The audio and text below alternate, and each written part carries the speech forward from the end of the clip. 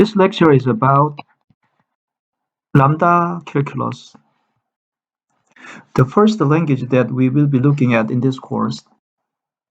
Lambda Calculus is very simple, but it turns out that it is equally powerful, equally expressive as Turing machine. So it's Turing complete. So what that means is that any program that you can implement on your Turing machine can be written in this Lambda Calculus. So it's very powerful, but the syntax is very simple. It's deceptively simple. So let's talk about this language, Lambda Calculus. Just like human languages, we will consider its syntax and its semantics. So we will first talk about the syntax of Lambda Calculus, and then we will study its semantics. So before we study the syntax, let's talk about the difference between concrete syntax, and abstract syntax.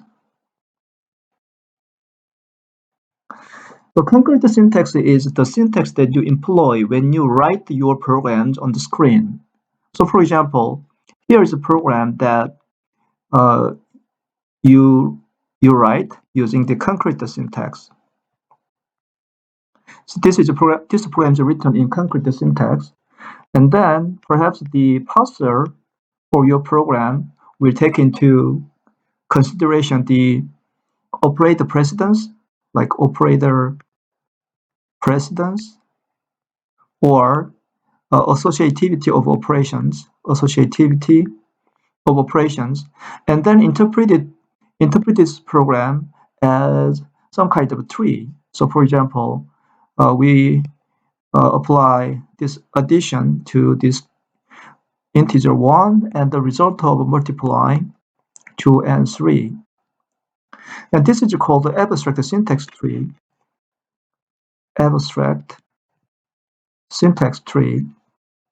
Because it abstracts away from the details of a parsing.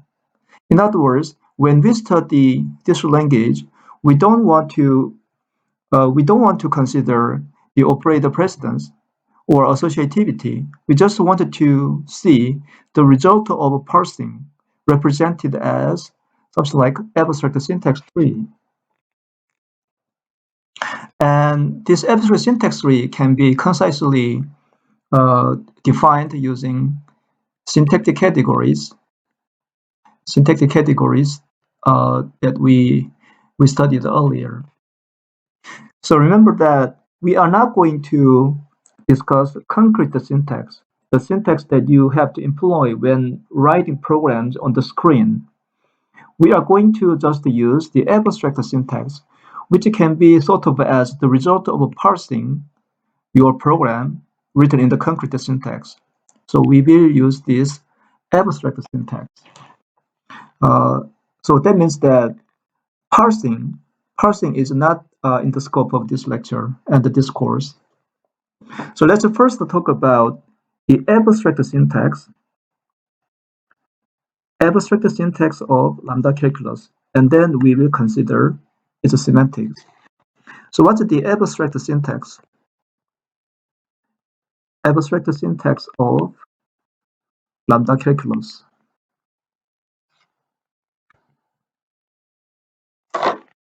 So in Lambda Calculus, we have only one syntactic category called expression. So expression, and we are going to use a meta variable e. So expression e is defined as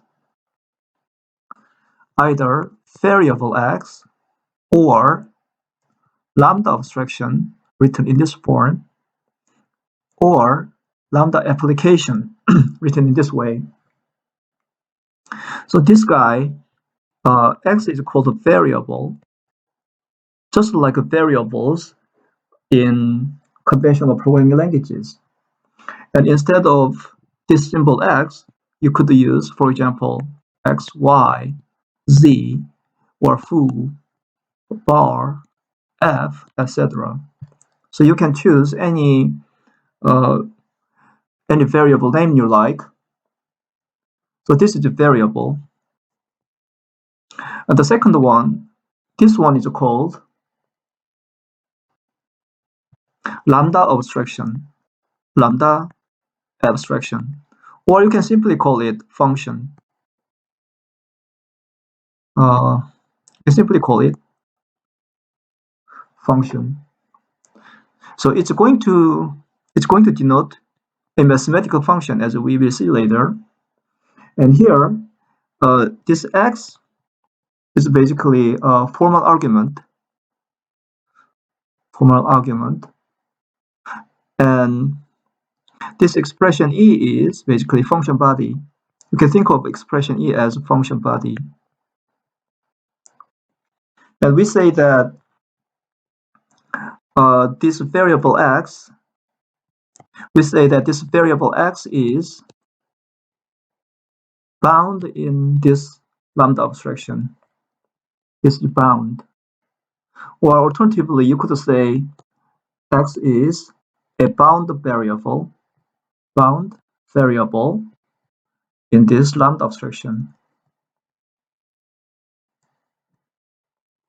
So that's the syntax for lambda abstraction, where this x is bound variable, or you can think of it as a formal argument, and this expression e is basically function body.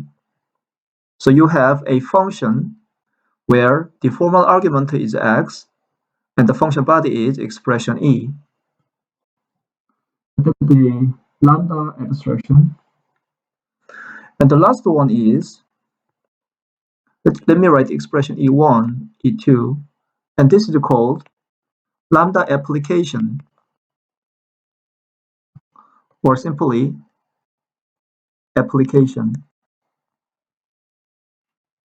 And you can think of it as just function application, where perhaps the first expression e1 is going to represent some sort of function, and expression e2 will be interpreted as the function argument.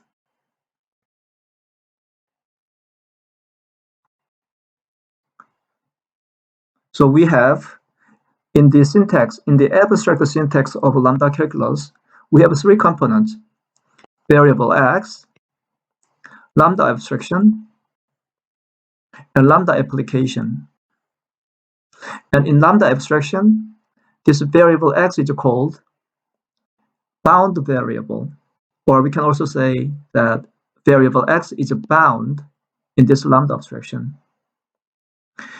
And expression e here can be thought of as the function body. And this one is lambda application, and it's basically function application. So for this lambda application, we'd like to use the left associativity rule.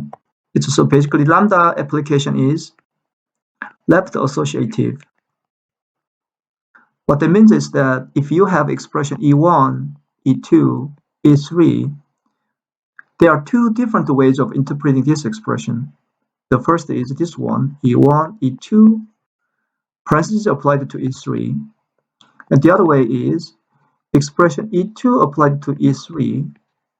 And this one is used as the argument for this expression e1.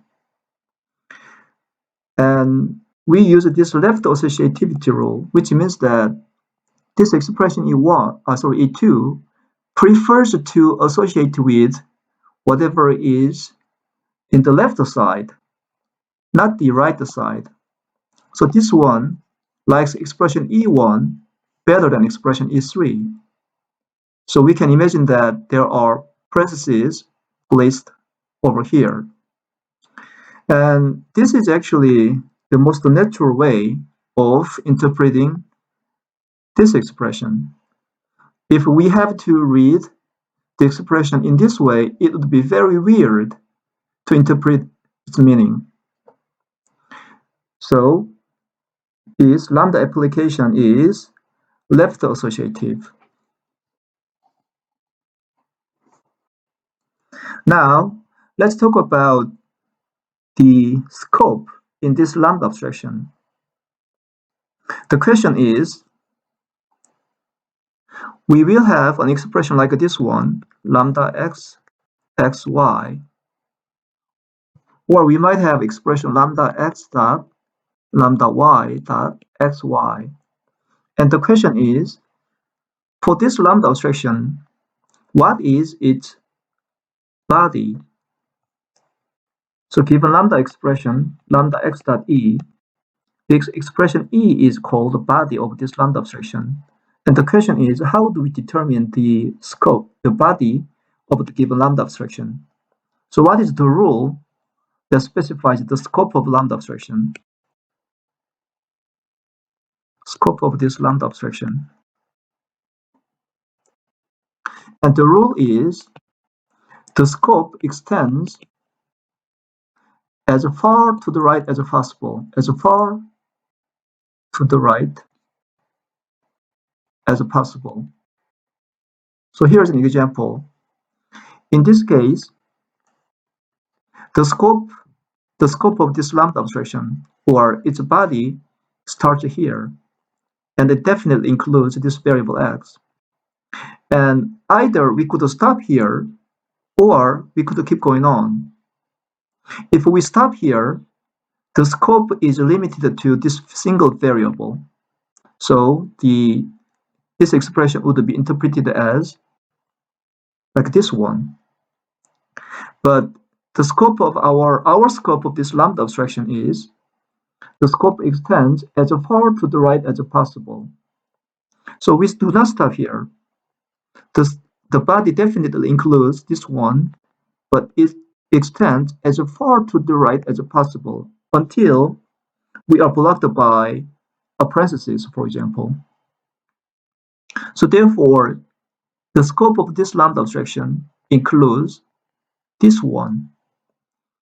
So we can imagine that there are parentheses over here, and this lambda application x applied to y is going to be the body of this lambda abstraction. So what about this example? Similarly to the first example, the body of this lambda abstraction extends as far to the right as possible. So the body of this lambda abstraction includes this one and also this one. So we can imagine that parentheses are placed over here. You don't want to interpret this one as lambda x, lambda y, x, and the whole thing is a separate lambda application, a lambda abstraction, and y is the argument. This is not the way that we want to interpret this expression. So we have finished the discussion of the syntax of this lambda calculus. The syntactic category expression has three components: variables, lambda abstractions, and lambda application. And here, variable x is called bound variable. And for expression lambda application, we'd like to use left associativity rule. And for the scope of lambda abstraction, the scope extends as far to the right as possible. Now let's see a few examples. Here are examples of expressions written in the lambda calculus. The first example is identity function. So it's just lambda x dot x. It's identity function because it takes some argument and returns the argument without any further computation. It just returns the argument itself. So it is an identity function. So perhaps this expression, this lambda abstraction, is going to denote the mathematical notion of identity function. The second example, let me write it t, is basically says, given with the first argument t, given with the second argument f, and then I'm going to return the first argument while ignoring the second argument. So this second argument f is ignored. I'm going to return the first argument. So to be precise, this expression is actually equivalent to this one, lambda f dot t. So the first lambda abstraction returns a new lambda abstraction, just like higher order functions. And this second lambda abstraction returns t, which is given as the bounded variable in the first lambda abstraction. And similarly, we have another expression, and this time it takes the first argument t, the second argument f, and it returns f instead of t. So this time we return this guy instead of this guy. The last example, let me call it 1. It expects an argument that represents a function. So here, so it says, give me a function s and give me an argument z, and I'm going to return the function s applied to argument z. So perhaps the valid argument to the whole lambda expression, the argument for this bounded variable s is going to be another lambda abstraction, so that we can apply the lambda abstraction to argument z.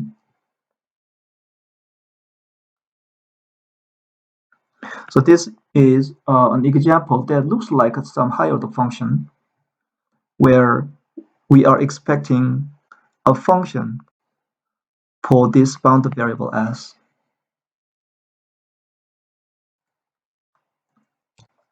So now we have looked at the syntax, the abstract syntax of lambda calculus, and we have seen examples.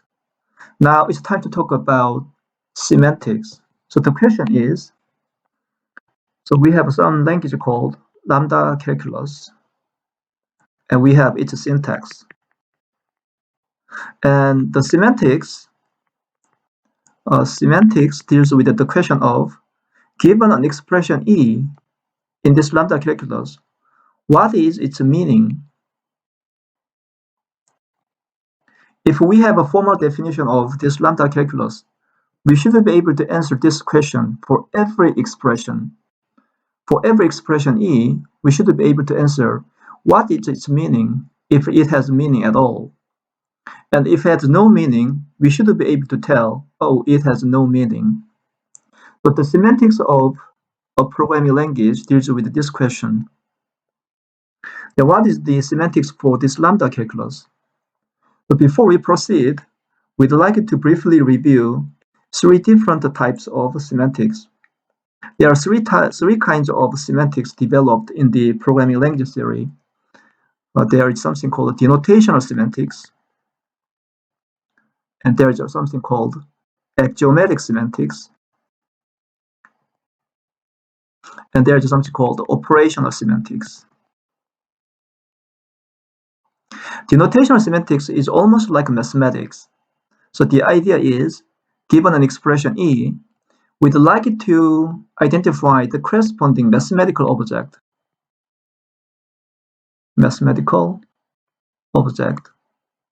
So we'd like to formulate a mapping from expressions to mathematical objects. So for example, if you write a program 1, the mathematical meaning of this program will be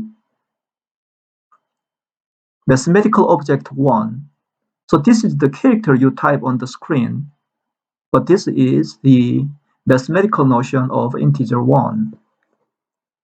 The second style is called axiomatic semantics, and this is something called this is based on something called core logic, and it is extremely important for the study of program verification techniques.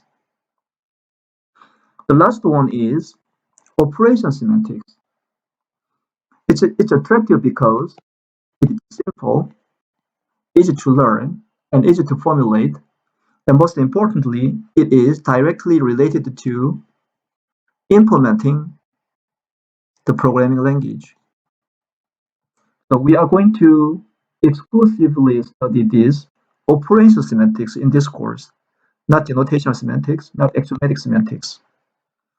So let's talk about operational semantics of Lambda calculus.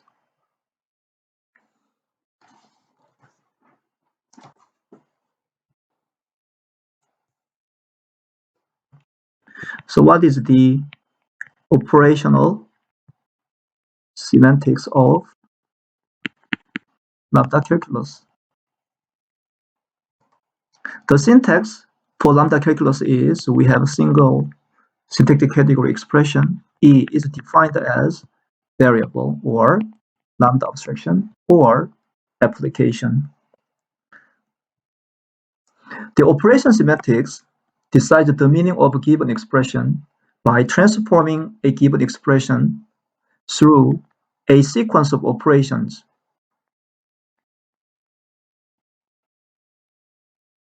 And finally, we obtain something called value. So this is a sequence of operations. So the operation semantics specifies how to transform a given expression into a value through a sequence of operations. And suppose that according to the operation semantics of Lambda calculus, we managed to transform this expression into something called a value. Then we can now answer the question, what's the meaning of this expression, E? And we can say that the meaning of this expression E is this value. This is the way that operation semantics answers the question, what's the meaning of the given expression?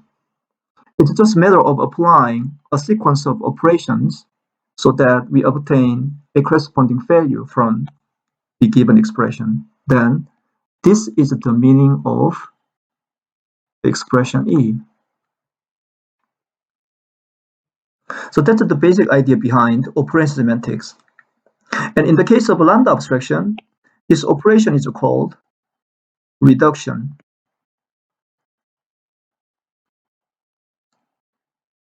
So in other words, in the case of Lambda calculus, given an expression, we are going to apply a sequence of reductions in order to obtain a value. We will be defining this syntactic category values shortly. But let's say there is a definition of values. Then this operation semantics tells us how to apply this sequence of reductions to transform the expression into a value. And this value will be accepted as the meaning of your Lambda expression. So the first step in formulating the operation semantics of Lambda calculus is to give the definition of this value. So what is counted as value? So it turns out that this value, let's introduce another syntactic category, value. Value V is defined as, well, this variable is not going to be value. That's our stance. So we are not going to use variable x as value. And this one, Lambda abstraction, appears like a valid form of a value because in functional programming, a function is first-class citizen. So it is almost like an integer that you can pass as function argument, or you can return as the result of a function call. So this Lambda abstraction is a value.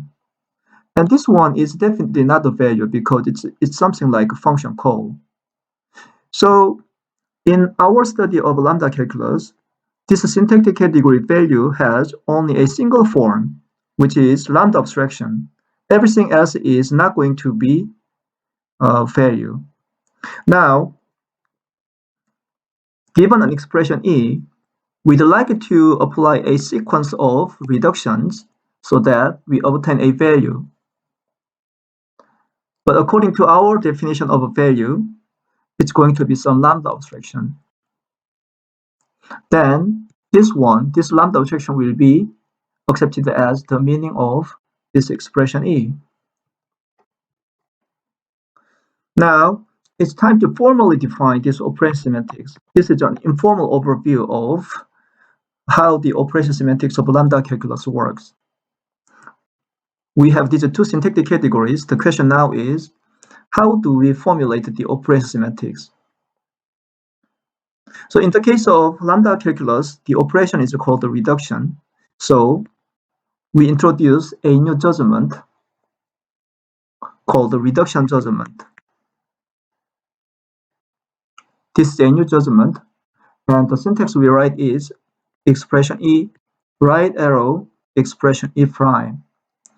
And this judgment means this is a new judgment. Expression E reduces to expression E prime under our operation semantics.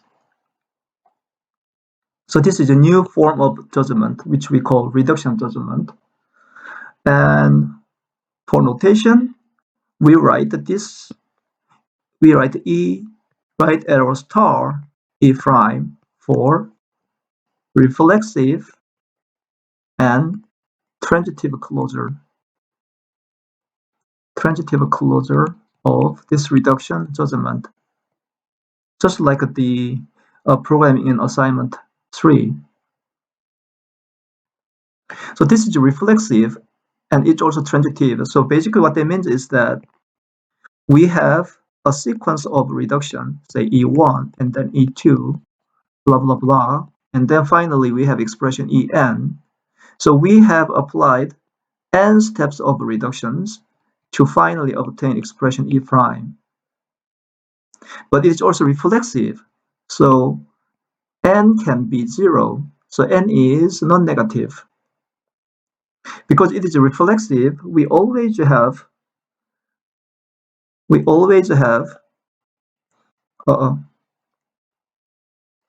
expression E reduces star expression E itself. This always holds because it includes a reflexive relation. So this thing always holds. And when we have this one, eventually reduced to expression, actually value V, and we say that expression E evaluates to value V. So once we reach some form of value, we have found the meaning of expression E. Because this is a sequence of reductions or sequence of operations, and at the end, we have obtained a value. So this value V is going to be regarded as the meaning of this expression E. So in this sense, we say that expression E evaluates to value V.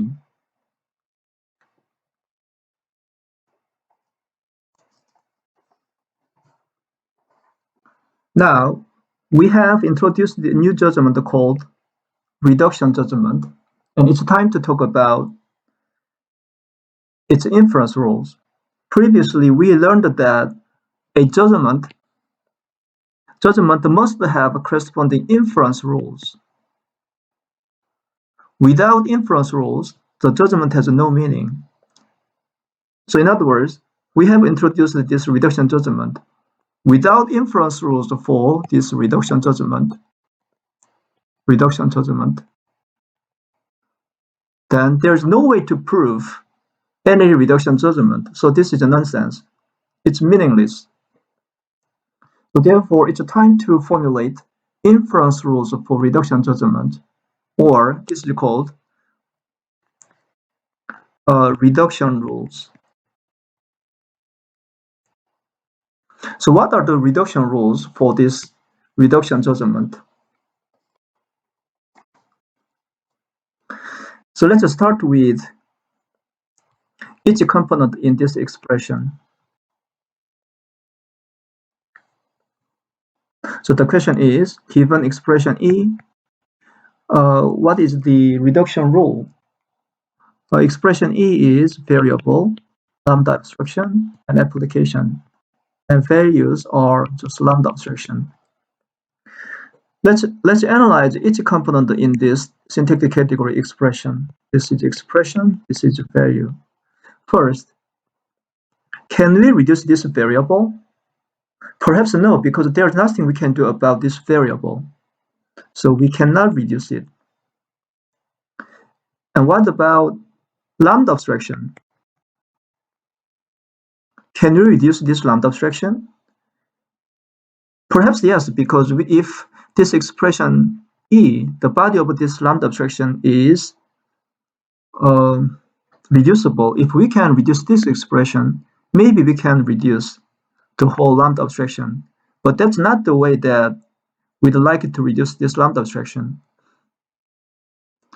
For example, if you have some function f in your programming assignment, then you'd like to take this f as complete.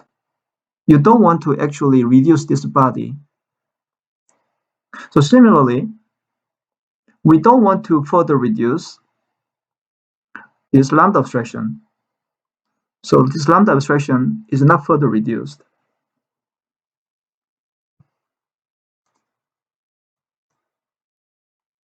Now, the only remaining form of expression that is subject to reduction is this application. So how can we reduce this expression, this application? First, what happens if, let's say we have expression E1, E2, where expression E1 is not a lambda abstraction? This is function application. This is almost like a function application. So in order to make progress, in order to make a function call, we first have to have a lambda expression from expression E1. But the assumption here is expression E1 is not a lambda abstraction. Perhaps here we should try to reduce expression E1 without considering expression E2. So if expression E1 is not lambda abstraction, we should keep trying expression E1. That's the basic idea. Now, suppose that after applying many reductions to expression E1, we finally obtained a lambda abstraction from expression E1. Now we have an expression of this form, lambda expression applied to another expression E prime.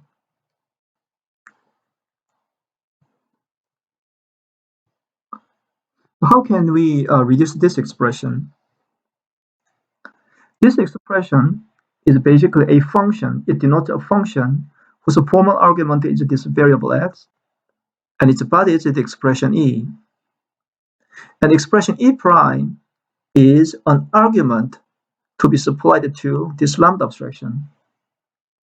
So the most natural way to reduce this lambda abstraction is this one. We make a copy of this expression, the body. We make a copy of this expression E here. Inside the expression E, perhaps we will see several instances of this variable x. For example, expression E could be x applied to the x itself. In this case, lambda abstraction, lambda x dot E is actually lambda x, x, x. So perhaps expression E contains several instances of this variable x, just like this one. In this example, we have two occurrences of a variable x. And then we locate, after locating every instance of this variable x, we substitute expression E prime for this variable x. That's the most natural way of reducing this lambda application. So for example, expression E is equal to this x applied to x. Then we'd like to relocate the two instances of variable x. So the first x will be replaced by E prime, and the second one is also replaced by expression E prime. So this is intuitively, this is the most natural way of reducing this lambda application or applying this lambda abstraction to this argument expression E prime. So let's introduce new notation, which we write as x replaced by E prime. Or alternatively, you could read expression E prime for variable x in expression E. So let me summarize it again.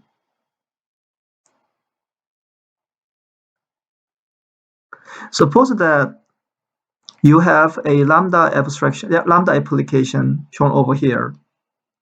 What you want to do is make a copy of this function body. So you make a copy of this function body, and then you analyze the structure of this expression E, and then locate every instance of this variable x in it, just like this one.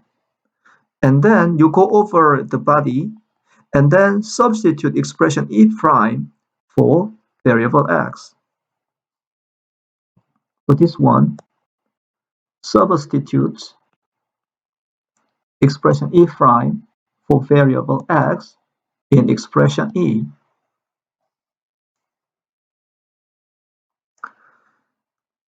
And this operation is called substitution.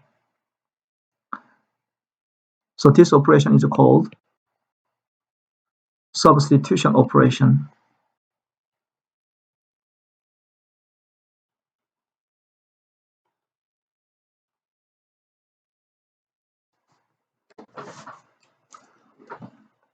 Then we have identified the first possibility, actually the only possibility of reducing an expression in lambda abstraction, which is this one. Given an expression of this form, reduce it to this substitution. And for historical reason, this reduction is called beta reduction. So we can say that this expression beta reduced to the expression shown over here, which substitutes expression E prime for every instance of a variable x inside expression E. And this is called the beta reduction. And the whole expression here is called beta redex. Redex is an abbreviation of reducible expression. Reducible expression. So it's called the redex. Before formulating the reduction rules, let us see a few examples.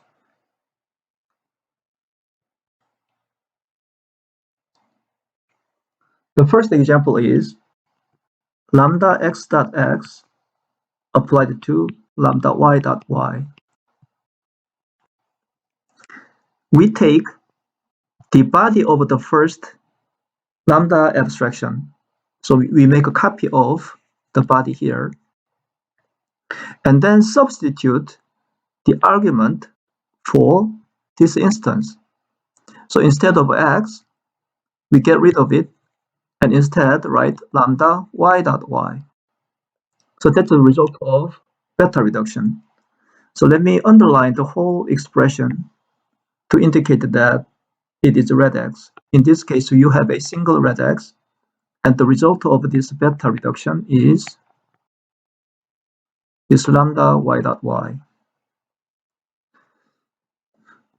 Here's another example. This time, I'm going to apply lambda t, lambda f, t, which we have seen previously, and I'm going to apply to lambda x dot x, and then lambda y dot y. So first, this is a redex because it has the familiar form, lambda abstraction applied on expression. So for this lambda abstraction, this one is the body. So let me make a copy of this body here, lambda f dot t and locate the bound variable t. In this example, we have a single instance. And then replace this one with the argument, or substitute the argument for this instance. So let me substitute it. This one will be lambda x dot x. So that's all. And we didn't do anything about this one. So now we have lambda y dot y. So what happens here is, this is the red x, and this red x reduced to beta reduced to this expression, and then we leave this expression, the third expression here, as it is. So that's all.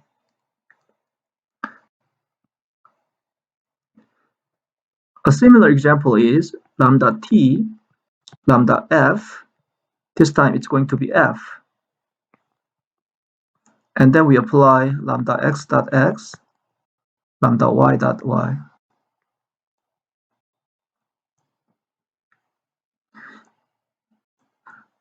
Just like this example, we have underlined the red x. So I'm going to make a copy of the body. So with lambda f dot f, and then locate the bound variable t, but there's no instance of t here. So in this case, the beta reduction, the substitution, has no effect, because inside this body, there's no bound variable t. So this is the result. And then this one is going to be applied to lambda y dot y. And this one actually reduces to lambda x dot x, because this time there's no f inside. So you make a copy, and the substitution has no effect, because f is not found here. This time, the opposite happens. You make a copy of this argument, okay, and then substitute this one for bound variable f. So this is now replaced by lambda y dot y.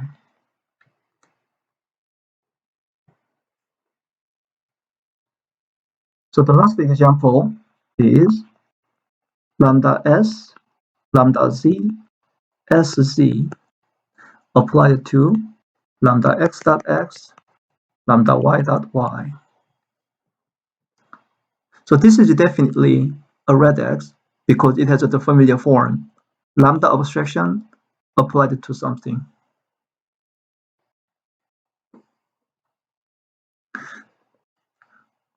And to reduce this red x, make a copy of the body.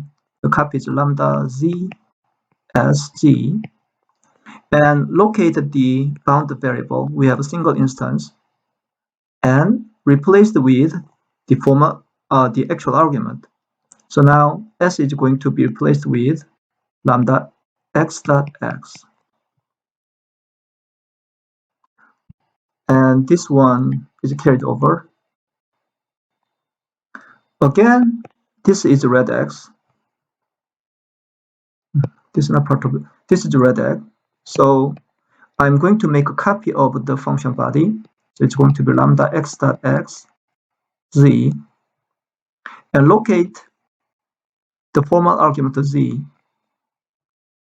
So we have found it here, and then replace it with the actual argument. So this goes here, lambda y dot y. And finally, the whole expression is red x, and it reduces to lambda y dot y.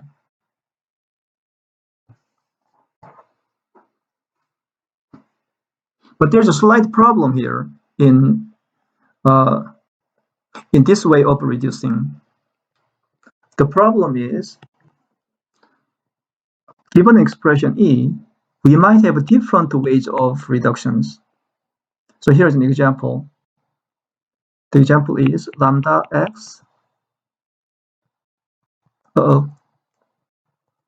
lambda x dot x, applied it to some huge expression here, and this huge expression itself is reducible. So it is lambda y dot y, lambda z dot z.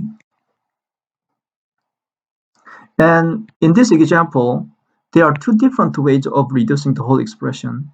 The first is we take the entire expression as red x without caring about the form of this argument. I don't care about what kind of expression this is. I just care about the fact that the first expression is a lambda abstraction, and we have the argument. So let me apply the reduction right away. So the entire expression is a red x. In that case, make a copy of the argument, the body, and then replace it with the actual argument. So in this case, it's going to be lambda y dot y, lambda z dot z.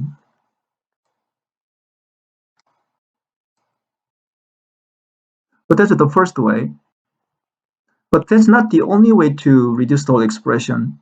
We focus on this expression, and this expression is also red x. It's reducible. So this time, we leave the first lambda abstraction as it is, and focus on this one. So this one is the red x. So we leave this one as it is, lambda x dot x, and reduce this one. The result of reducing this expression is lambda z dot z. So we can have either this expression as the result of the first reduction, or we can have this expression, which is different, as the result of the first reduction.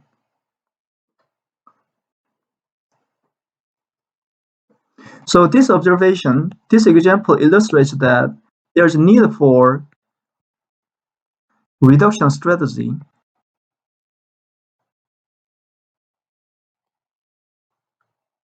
We needed to specify a reduction strategy which tells you where you want to apply this beta reduction.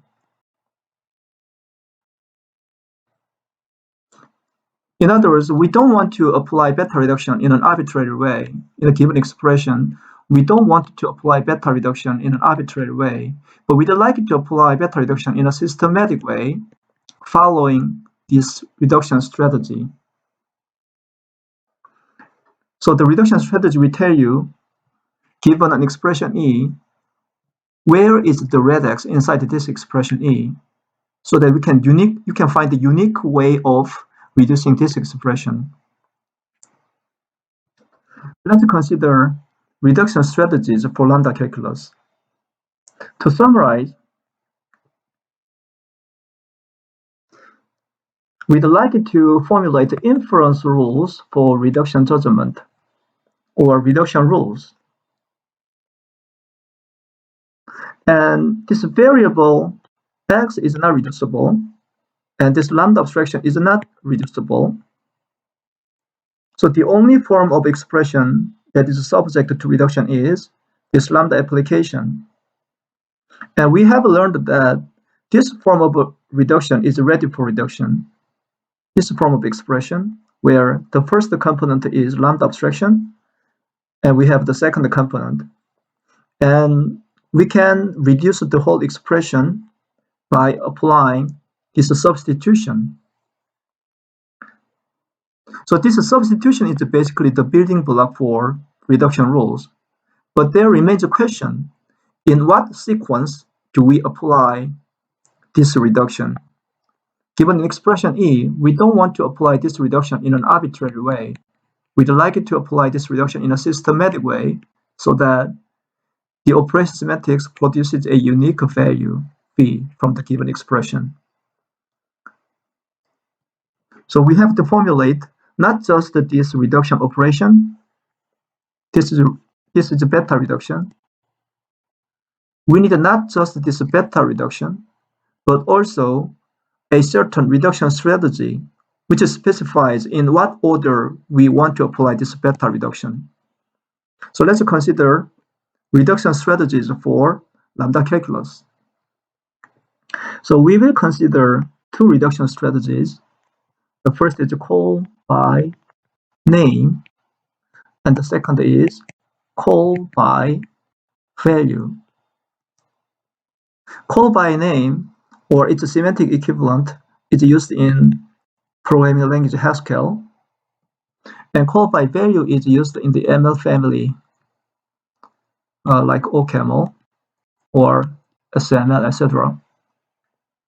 So the basic idea of a call by name reduction strategy is when you have a lambda abstraction applied to another expression, we don't care about the form of the argument. We want to apply beta reduction right away. So expression E prime for X in E right away. That's the key idea in this call by name reduction strategy. We do not inspect the form of the expression E prime. In contrast, in the case of a call by value, it's not enough to have an expression of this form. We want to further reduce this expression E prime to a value so that we make a function call only if we have a lambda abstraction applied to a value. But this beta reduction corresponds to actual function call, and in the case of call by name, we don't care about the form of the argument. But in the case of call by value, we need an actual value in order to apply beta reduction. So that's the key difference between call by name reduction strategy and call by value reduction strategy. Now, let's formulate the entire operation semantics under call by name reduction strategy. So, in order to formulate the operation semantics, we have to have the reduction rules or inference rules for reduction judgment. In the case of call by name, there's no reduction rule for variable. So we don't have a reduction rule of this form. And there's no reduction rule for this lambda abstraction because we decided not to reduce this lambda abstraction. So there's no rule like this one. So this is gone. Then what about expression E1 applied to E2? It may be that expression E1 is not yet a lambda abstraction. So there is some possibility that we can apply beta reduction to expression E1. So if that is the case, that is, expression E1 can be reduced to expression E1 prime, then we reduce the whole expression into E1 prime, E2. So this is lambda rule. So that's the first reduction rule under call by name reduction strategy. What about the second rule? If everything goes okay, you have expression E1 applied to E2. If everything is okay, this expression E1 will produce lambda abstraction. So let's imagine that we have a lambda abstraction applied to expression E prime. Under the call by name reduction strategy, we don't actually analyze the form of this expression E prime. We apply this beta reduction right away. So we have expression E prime for X in expression E. This is the application rule. And this is the entire formulation of the operation semantics of lambda calculus under call by name reduction strategy. Notice that we need, in order to formulate this operational semantics, we need this operation substitution, which we will formally define in the next lecture. And this pair of reduction rules essentially complete the notion of a call by name reduction strategy. And what about call by value? In the case of call by value, so this is call by value, the first rule is the same. So if you have expression E1 applied to E2, where expression E1 can be further reduced, then the whole expression reduces to E1 prime, E2. So we have this first rule. Now, if everything goes okay, we will eventually produce something like lambda x dot E applied to the expression E prime, just like this one. But unlike a call by name, where we apply this beta reduction immediately, we still have to inspect the form of expression E prime because we need an actual value in this position. So if expression E prime actually further reduced to expression E double prime, we reduce the whole expression into this one. So this is argument rule. So this argument rule basically says that I'd like to wait until we obtain an actual value from the argument position. And if everything goes okay, eventually this expression E prime will produce value V. So let's consider that form of expression. So you have now lambda expression applied to value V. So the difference between here and here is this expression E prime is reducible, whereas this value V is not reducible. So therefore, it's time to apply beta reduction. So value V for xe. So in the case of a call by value reduction strategy, the entire operational semantics of lambda calculus consists of 3 reduction rules. This one rule, this one, and this one. This application rule. So this concludes our discussion of the syntax and semantics of lambda calculus.